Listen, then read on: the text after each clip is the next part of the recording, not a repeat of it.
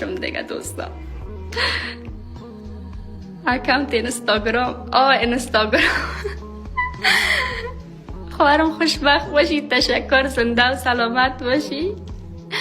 خپک ماشاءالله تبریک باشه، تشکر، زنده و سلامت باشین، خوش باشه. انسو فوری و تشکر دوستا، قربانتن یک دنیا، سپاس نازنینا. پس یک جای شدی بلان یک جای شدیم. تشکر، سلامت، زنده باشی نازنینا.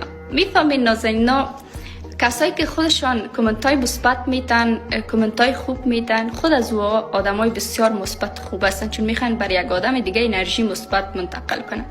دیگه این ربط نداره که اسما تو فلان کدی و نفهمم شوی تا این رقم گفتی او رقم گفتی، او خوشوی ما بود دوست. سالم شما کسایی که هیچ به زندگی شما کدام نقش نداشتم، کلتون نمیگم، من چون همیشه هم میگیره شما گفتم خورد کلان شما گپ میزنم از خاطر زیاد شما میگم شما فکر نکنید که من هم میگیرم، میگم یعنی بعضی کسا را میگم دیگه.